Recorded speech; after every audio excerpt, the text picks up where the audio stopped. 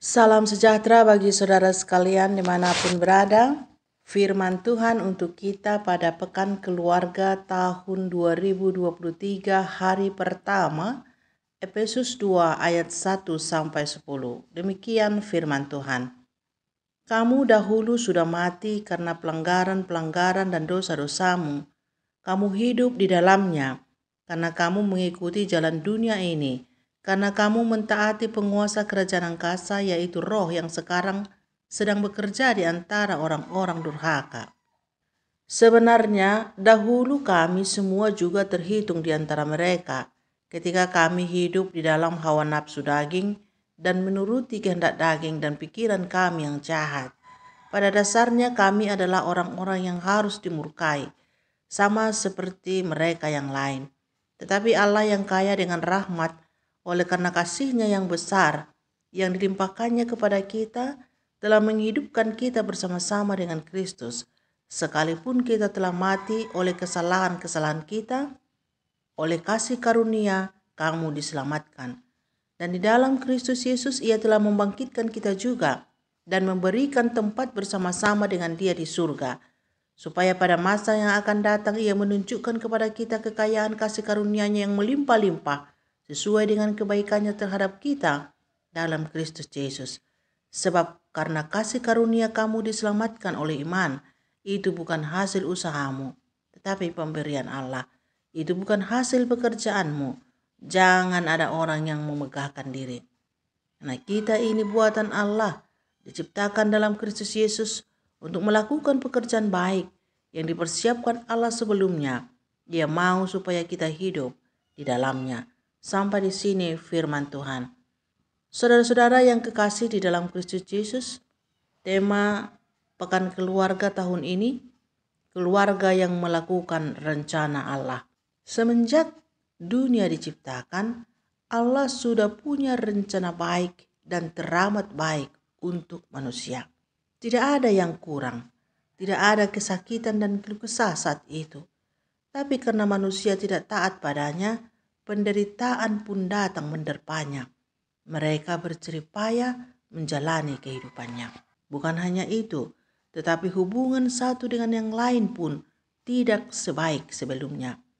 Dosa yang mereka kerjakan beranak pinak, permusuhan dan kejahatan lainnya semakin tidak terkendali. Itulah sebabnya Allah menyesal telah menciptakan manusia dan ingin memusnahkannya. Lihat Kejadian 6 ayat 6-7. Dituliskan begini, maka menyesallah Tuhan bahwa Ia telah menjadikan manusia di bumi, dan hal itu memilukan hatinya.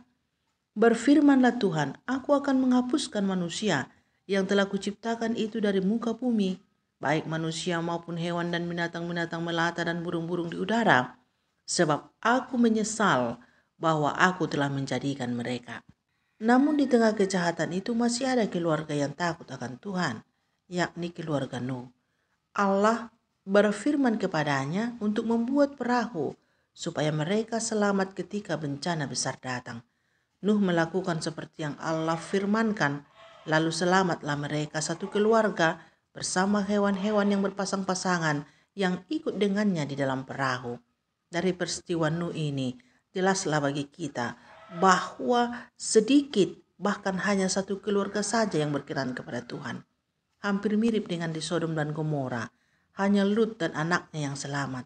Semua hangus dimakan api belerang. Demikianlah dosa sangat dikecam oleh Tuhan. Dan ironisnya manusia tidak bisa bebas dari perbudakan dosa.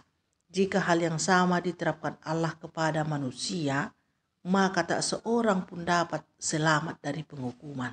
Semuanya patut dimurkahi oleh Tuhan. Syukurlah Allah yang kaya dengan rahmat dan kasih karunia-Nya yang besar dilimpahkannya kepada kita, supaya kita hidup bersama-sama dengan Kristus, sekalipun kita telah mati oleh kesalahan-kesalahan, tapi oleh karena kasih karunia kita diselamatkan. Ia telah membangkitkan Kristus Yesus dan membangkitkan kita sama seperti Kristus telah dibangkitkan, dan akan memberikan tempat bersama-sama dengan Kristus di sorga. Semua ini karena kasih karunia Allah kepada kita.